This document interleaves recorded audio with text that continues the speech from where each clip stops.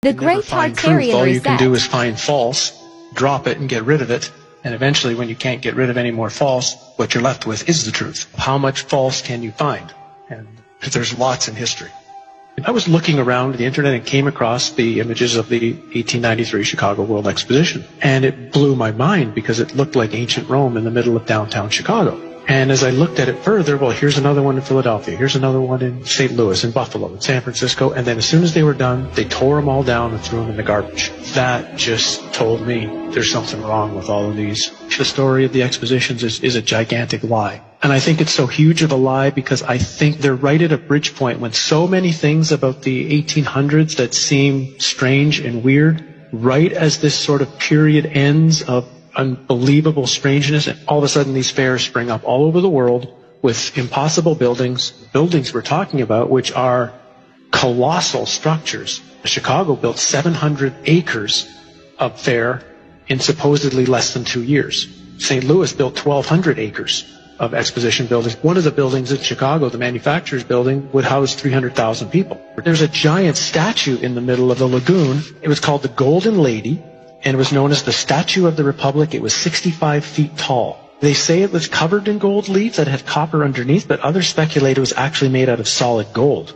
So you're talking 65-foot high, potentially solid gold statue. We're talking giant structures and looking like ancient Rome with towers and domes and columns and the most fine, ornate pieces to them in these record, unbelievable times. Then as soon as they're done, chuck them in the garbage. Like Jackson Park is a swamp.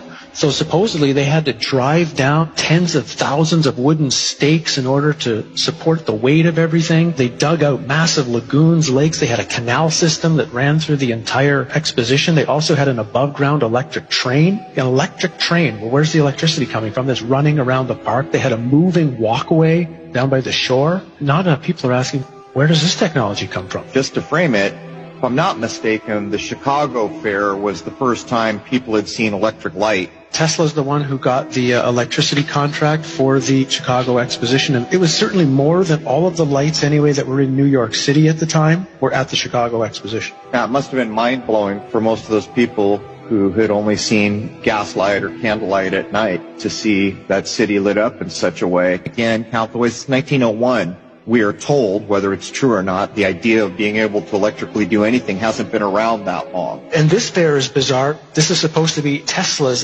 fair, where he managed to somehow move electricity from Niagara Falls to Buffalo for the fair. No one's really explained how he actually did that. And at the middle of the fair is a 395-foot-high electrical tower, on top of which, of course, is a female golden statue called the Goddess of Light.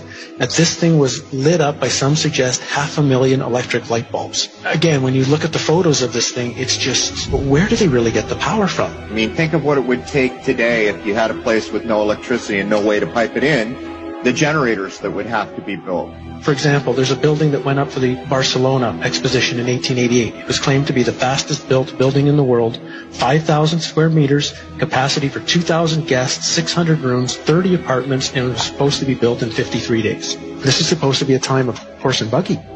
The 2-year building times are actually impossible unless the two most likely theories would be either A, they had a technology that they're not supposed to have, and it really was built in that time frame. Even if they built them, they had to build them out of marble and stone in record time, or the buildings were already there. They'd been there for hundreds or thousands of years, fixed up, refurbished, repainted, hence the term whitewashed, which is the term that was used for the Chicago Exposition, which was paint all the buildings with this brand new spray paint that they had just developed to spray paint all the buildings in record time, so you couldn't tell if anything was old or anything was new. How long did these things tend to stay open? When they built these things supposedly over 2 years, which is the narrative, how long were they there for? About 6 months.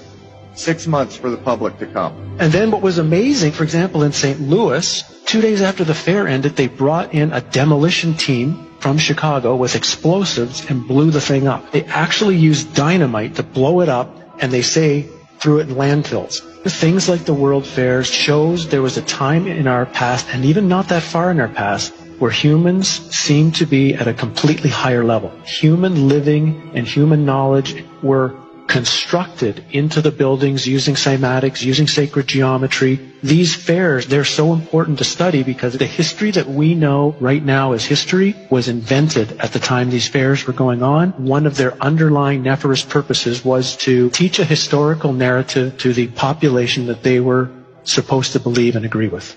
And scarily, the world we're walking into today is in some way has its origins during the time of these fairs.